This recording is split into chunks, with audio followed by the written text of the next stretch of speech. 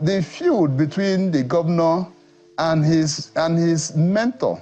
I have said recently in one of my scripts that Governor Fubara is Wike's political investment.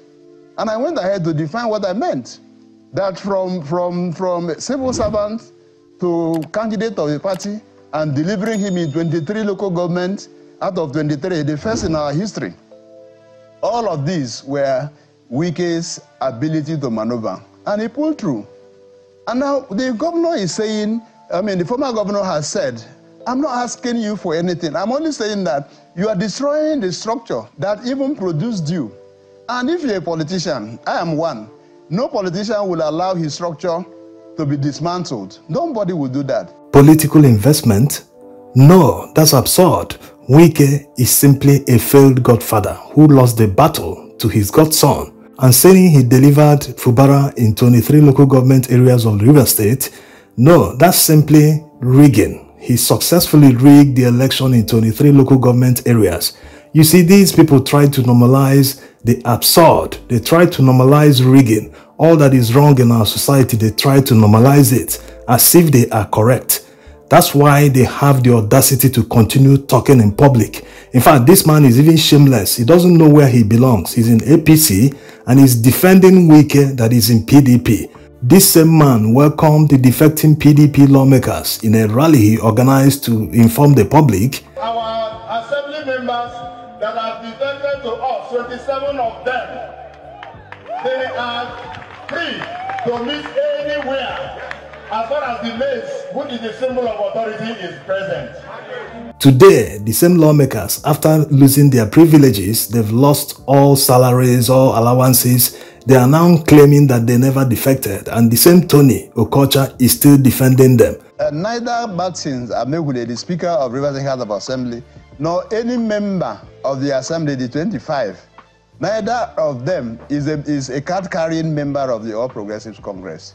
What we were doing at the point with them was we were wooing them. It is our duty to woo people into the party, and we are wooing them to join us. In the rally video, he said that they have decamped to APC. In the same video, the speaker also justified. He quoted laws.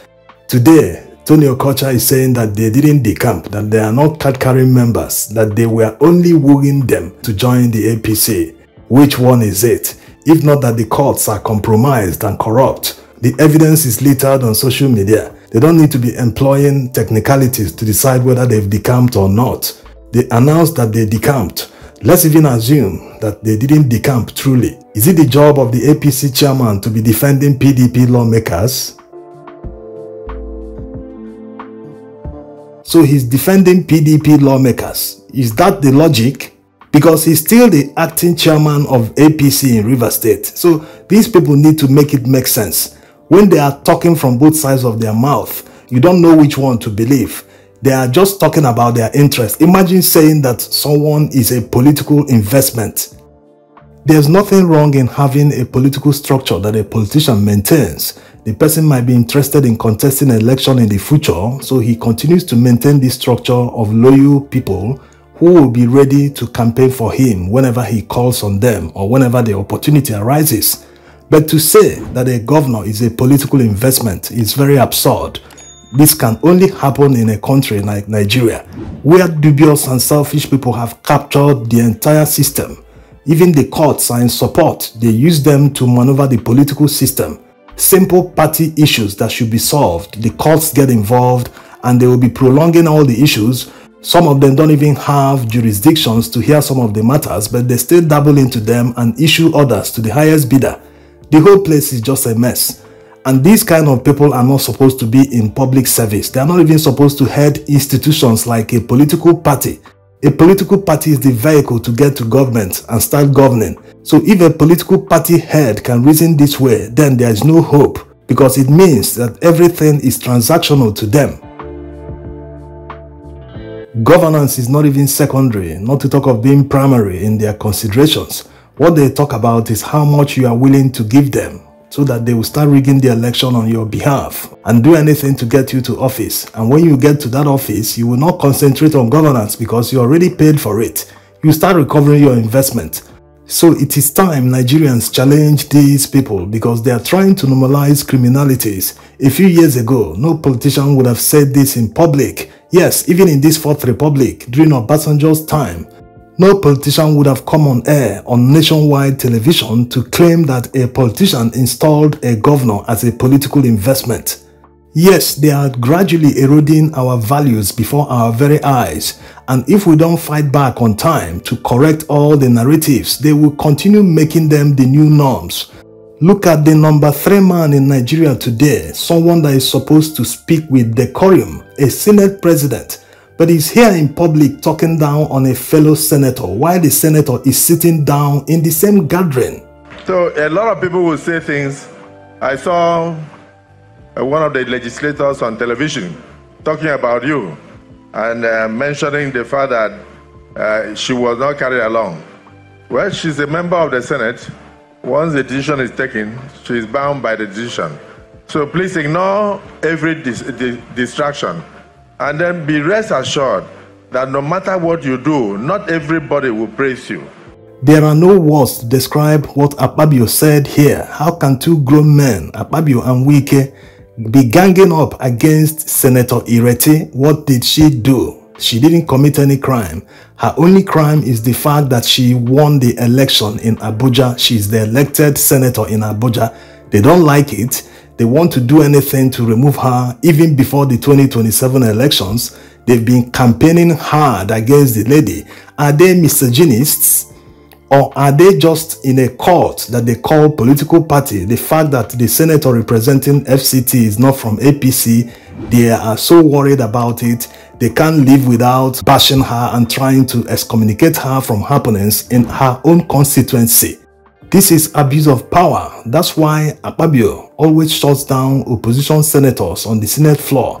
When you shut down a senator, when you prevent a senator from speaking and contributing in plenary, you are shutting down her entire constituency. That's what it means. Yes, many people don't understand this. Whenever the Senate president shuts down Ireti from speaking, prevents her from contributing anything she wants to say in the Senate, it means Akpabio is shutting down the entire people in FCT that voted for her, who she represents in the Senate. That's what it means. They are all equal in the Senate. Never mind the fact that they elected one among themselves to lead them, and the person eventually became the Senate president. So no one is actually above each other on the Senate floor. They are all equals. And all senators and House of Rep members must not belong to the same party. Are they trying to turn Nigerian system into a communist regime?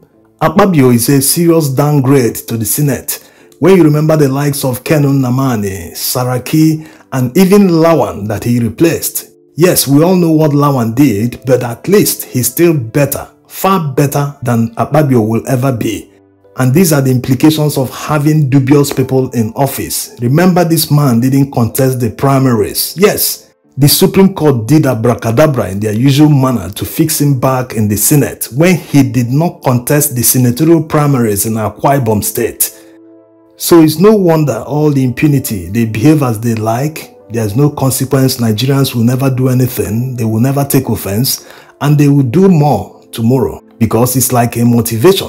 When they do something that they expect a backlash and nothing comes after that, no consequence at all, they will do more tomorrow. It's just like a criminal who commits a crime and gets away with it. He will be motivated to do more tomorrow. He knows he will escape. No one will even make an attempt to stop him. All the money politicians waste in litigations at the party level, in elections, they are completely unnecessary. They do all this because the judiciary is now seriously integrated into our political system. They make all the decisions. Justice is for sale to the highest bidder. The higher you can pay, the higher the chances the judgment will go in your favor. And politicians are happy with it. They know that with all the illegalities, they will still get the judgment in their favor. That's why someone like Akpabio, who didn't contest for the primaries, despite the fact that it is in the law, but today he's the Senate president. Leadership is supposed to be by example. What leadership example is he showing to Nigerian youths? Anyway, something must give in the nearest future because Nigerians can't continue this way. our leaders, the people that represent us, cannot be the lowest of us, the worst of us, when we have the best of us who are supposed to be leading. Thanks for watching.